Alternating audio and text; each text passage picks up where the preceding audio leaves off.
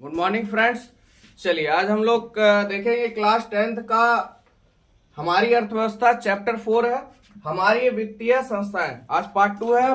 Part 1 में मैंने आपको लास्ट पॉइंट बताया था राज्य स्तरीय वित्तीय संस्थाएं। राज्य स्तरीय वित्तीय संस्थाएं, इसमें दो चीज हमने बताया था, एक गैर परंपरागत था और एक आपका संस्थागत था। ठीक है, तो आज हम लोग देखेंगे गैर संस्थागत वित्तीय संस्थाएं। इसमें क्या होता है, देखिए गैर में क्या होता है, महाजन।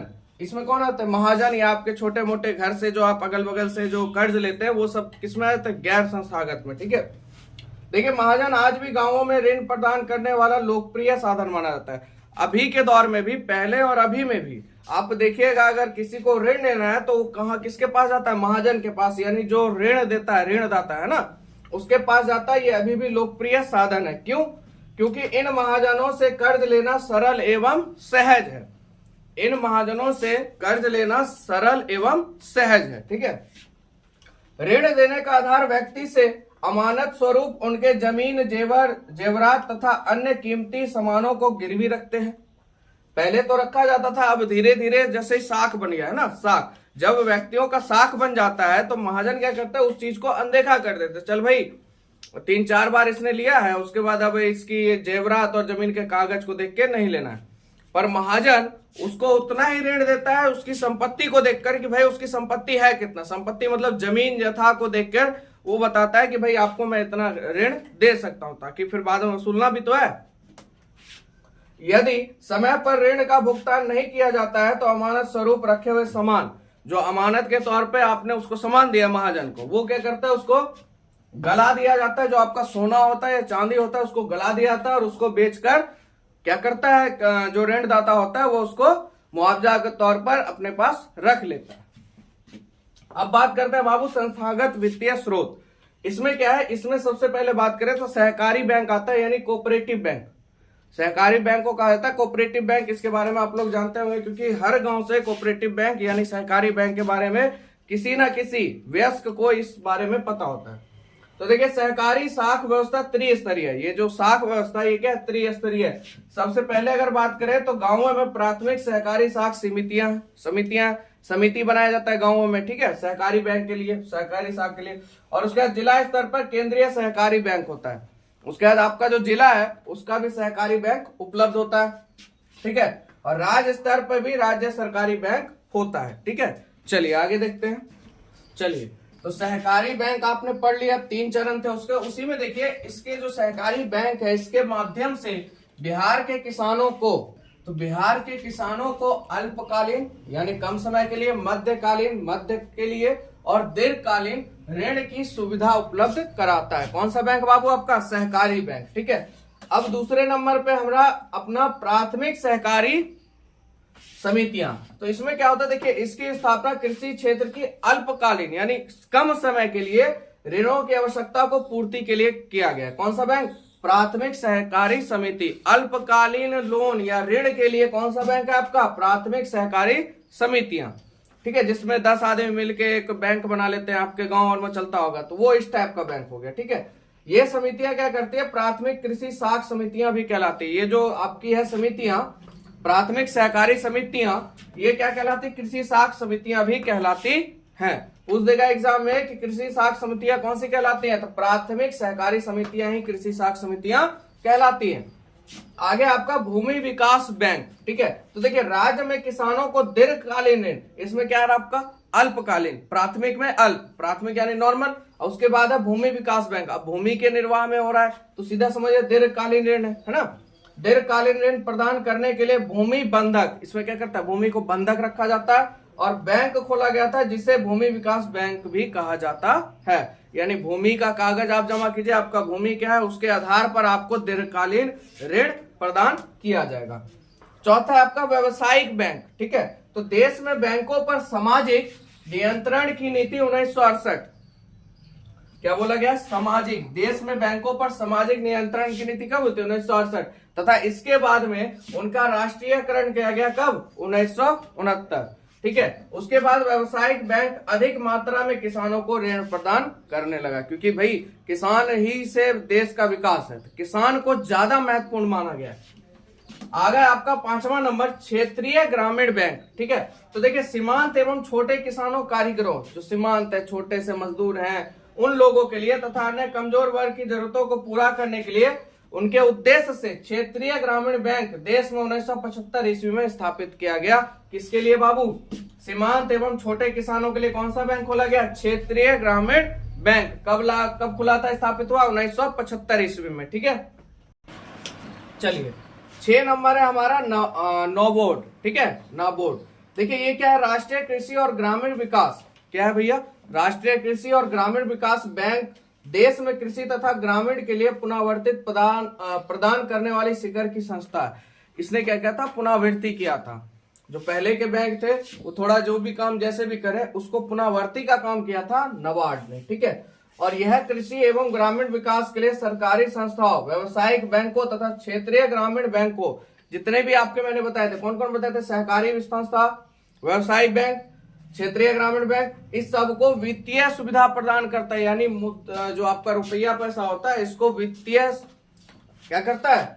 सुविधा प्रदान करता है, जो पुनः किसान को यह सुविधा प्रदान करते हैं। फिर बाद में फिर अगर किसान को घट जाता है तो फिर पुनः उन्हें वह चीज उनको सुविधा प्रदान होती है। आगे बात करते हैं व्यावसायिक बैंक प्राय 4 प्रकार से जमा राशि स्वीकार करता है। जो भी आपका व्यावसायिक बैंक है, कमर्शियल बैंक है, ये क्या करता है? 4 प्रकार का डिपॉजिट लेता है। ठीक है, कौन कौन सा? देखिए स्थायी जमा, सबसे पहला स्थायी जमा है जो आपका फिक्स डिपॉजिट, जिसको आप लोग एफडी कहते हैं। ठीक है, तो स्थायी जमा खाते में रुपये एक निश्चित अवधि, जैसे 1 या इससे अधिक के लिए भी जमा किया जाता है। मान लीजिए फिक्स डिपॉजिट क्या है? आपके पास मान लीजिए 10,000 है, तो आप क्या कीजिएगा? उसको बैंक में फिक्स डिपॉजिट कर दीजिए। उसके बदले बैंक आपको क्या देगा? कुछ ना कुछ उसका ऋण आपको मतलब देगा। वो चाहे 2% दे, 3% दे, वो अपना बैंक के ऊपर निर्धारित रहता है। ठीक है, तो फिक्स डिपॉजिट में ये होता है एक निश्चित अवधि के लिए पैसे को जमा किया जाता है। सीधा चीज समझिएगा, स्थायी जमा यानी फिक्स डिपॉजिट का मतलब एक निश्चित अवधि 1 साल या 1 साल से अधिक में इस पैसे को बैंक में जमा किया जाता है। उसके बदले में हमको क्या उपलब्ध होता है? ऋण के तौर पर उसका आगे धन बढ़ता रहता है। चलिए, इस अवधि के अंदर जमा किए गए राशि पर बैंक आकर्षण ब्याज, है ना, सॉरी ऋण बोल रहे थे, ब्याज आपका बढ़ता है। ठीक है, ब्याज भी देता है। आप जो पैसा जमा करते हैं उसका कुछ इंटरेस्ट होता है, यानी ब्याज होता है, वो आपको बैंक उपलब्ध कराता है। दूसरा नंबर है बाबू आपका चालू जमा यानी करंट डिपॉजिट। तो इसमें क्या होता है? चालू जमा खाते में रुपया जमा करने वाला, आप रुपया जमा कीजिए और अपने इच्छा अनुसार रुपया को निकालिए। इसको क्या कहते हैं? Current deposit. आप बैंक में खाता खुलाते होंगे तो आपको ये सब चीज व्यवस्था मिलता होगा। ठीक है, saving account, current account. Current में क्या होता है? आप जितना मन रुपया जमा कीजिए और जितना मन उतना रुपया कभी भी कहीं भी किसी भी वक्त आप उसको निकाल सकते हैं। ठीक है, तीसरा आपका संचयी जमा यानी सेविंग डिपॉजिट। अब सेविंग क्या है? तो देखिए इस प्रकार के खाते में रुपया जमा करने वाला जब चाहे रुपया जमा कर सकता है, किंतु रुपया निकालने का अधिकार सीमित रहता है। आपको रुपया निकालने का अधिकार क्या कर देगा? सीमित कर दिया जाएगा अगर आपका सेविंग डिपॉजिट है। हाँ भाई, आप इतना ही रुपया बैंक से निकाल सकते हैं। जैसे 10,000 आपके बैंक से निकलता होगा, 10,000 आपको निकलेगा। वो किसमें हो जाता है लागू? संचयी जमा में, यानी सेविंग डिपॉजिट। ठीक है, समझ में आया आप लोग को? चौथा नंबर हम लोग देखते हैं बाबू रिकरिंग डिपॉजिट। इसमें क्या होता है? इस प्रकार के खाते में, ठीक है, व्यावसायिक बैंकों में इस प्रकार के खाते में साधारणतः अपने ग्राहकों से प्रतिमाह एक निश्चित रकम जमा के रूप में एक निश्चित अवधि जैसे 60 माह या 72 माह के लिए ग्रहण करता है और इसके बाद एक निश्चित रकम भी देता है। कौन देता है आपको? आवर्ती जमा। इसका उतना वैसे काम नहीं है। ठीक है, आगे देखिए, अब बात करते हैं सहकारिता की। ये सबसे ज्यादा इंपॉर्टेंट है क्योंकि अभी इसका उपयोग ज्यादा हो रहा है हर गांव मोहल्ले में, हर जिले में, हर राज्य स्तरीय में। ठीक है, देखिए सहकारिता का अर्थ क्या होता है? एक साथ मिलजुल कर कार्य करना, यानी एक संगठन का तैयार करना जिसमें सब मिलजुल कर आपस में एक मत से उस कार्य को करें, उसको क्या कहते हैं बाबू? सहकारिता कहते हैं। अब देखिए इसका मूलभूत तत्व क्या है, इसको समझिएगा। तो इसके मुख्यतः 3 आधारभूत सिद्धांत है। एक तो यह कि यह संगठन की सदस्यता स्वैच्छिक होती है, लोग अपनी इच्छा से सहकारी संगठन के सदस्य बनते हैं, उन पर किसी भी प्रकार का बाहरी दबाव या बंधन नहीं होता। यानी इसमें सबसे पहले सदस्य बनाया जाता है जिसमें कोई बाहरी दबाव नहीं, अपनी स्वेच्छा से वह इस संगठन में जुड़ता है और कार्य करता है। दूसरा है आपका इसका प्रबंधन एवं संचालन जंत्रात्मक आधार पर होता है। इसके सदस्यों के बीच पूंजी, हैसियत अथवा किसी अन्य आधार पर कोई भेदभाव नहीं किया जाता। तीसरा है आपका इसके आर्थिक उद्देश्यों में नैतिक और सामाजिक तत्व भी शामिल रहते हैं। किसके अंदर बाबू?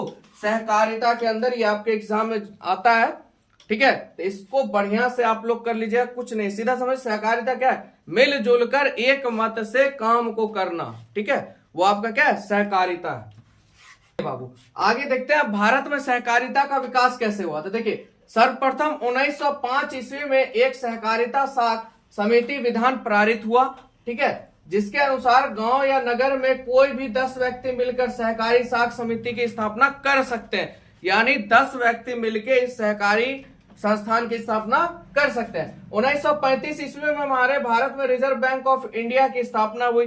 भारतीय रिजर्व बैंक ऑफ इंडिया की स्थापना कब हुई? 1935 ईस्वी में, ठीक है।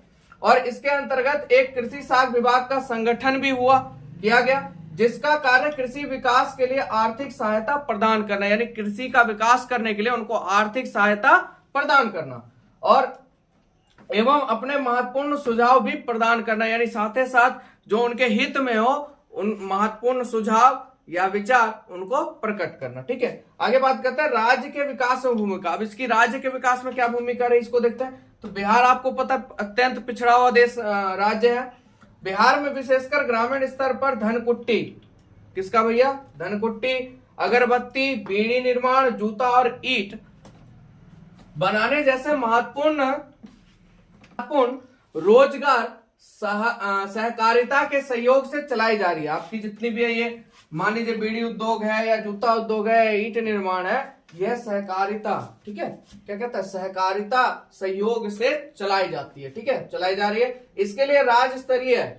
इसके लिए जो है राज्य स्तरीय बैंक क्या करती है? ऋण मुहैया कराती है, ठीक है। आगे बात करते हैं स्वयं सहायता समूह, यानी खुद की सहायता करने के लिए एक समूह का निर्माण करना क्या कहलाता है? स्वयं सहायता समूह, ठीक है। यानी स्वयं सहायता समूह वास्तव में ग्रामीण क्षेत्रों में, ये विशेषकर कहां देखा जाता है? ग्रामीण क्षेत्रों में 15 से 20 व्यक्तियों, खासकर इसमें महिलाएं आती हैं, 10 रुपए बाजू है आपका, ठीक है, का एक अनौपचारिक समूह होता है जो अपनी बचत तथा बैंकों से लघु ऋण लेकर अपने सदस्यों के पारिवारिक जरूरतों को पूरा करती है। अभी सबसे ज्यादा इसका चल रहा है स्वयं सहायता समूह। इसमें क्या महिलाओं का एक संगठन है, वो क्या करती है? वहां से पैसा उठा के कम इंटरेस्ट रेट में अपने परिवार का क्या करती हैं? पालन पोषण जो भी है वो कार्य इसके द्वारा वो महिला अपना खुद में कर लेती है, ठीक है। चलिए आगे हम लोग देखते हैं, इसके ऐतिहासिक पृष्ठभूमि की बात करते हैं। तो देखिए, भारत में सर्वप्रथम इसकी शुरुआत व विकास कुछ स्वयंसेवी संगठनों ने ग्रामीण क्षेत्रों के व्यक्तियों को संगठित कर आय संबंधी गतिविधियों के संचालन 1980 के दशक के अंत में की। यानी ये जो हुआ, ये क्षेत्र ग्रामीण जगह पे हुआ और कुछ ऐसे सदस्य थे जिन्होंने अपनी स्वयं सहायता के लिए इसका मार्गदर्शन किया और इससे सहायता ली और धीरे धीरे क्या हुआ, देखिए आगे आप पढ़िएगा। परंतु 1990 के दशक की शुरुआत में राष्ट्रीय कृषि व ग्रामीण विकास बैंक की पहल व विशेष रुचि लेने से स्वयं सहायता समूह पूरे देश में फैल गई, ठीक है। इसका मकसद क्या था? तो सदस्यों के लिए स्वरोजगार, यानी खुद में अपना रोजगार बनाना, स्वयं रोजगार के अवसरों का सृजन करना। उदाहरण के लिए जैसे देखिए, सदस्यों को छोटे छोटे कर्ज, अपनी गिरवी जमीन छुड़वाने के लिए कार्यशील पूंजी की जरूरत होती थी, है ना। बीज, खाद, बांस और कपड़े खरीदने के लिए होता था, घर बनाने के लिए होता था, सिलाई मशीन, पशु इत्यादि, इस सब के लिए इनकी जरूरत पड़ती थी। संपत्ति खरीदने के लिए भी इनकी जरूरत पड़ती थी। तो इन सभी चीजों के लिए ये जो स्वयं सहायता समूह था, इसका योगदान बहुत महत्वपूर्ण रहा। तो ये हो गया बाबू आप लोग का चैप्टर खत्म, ठीक है। अगर वीडियो आपको अच्छा लगे तो लाइक करें, बहुत मेहनत है आप लोग के लिए, और हो सके तो तैयारी में भिड़ जाइए। अब टाइम बहुत कम बचा है आप लोग का, अच्छे से तैयारी कीजिए, ठीक है। मिलेंगे आपको नेक्स्ट वीडियो में।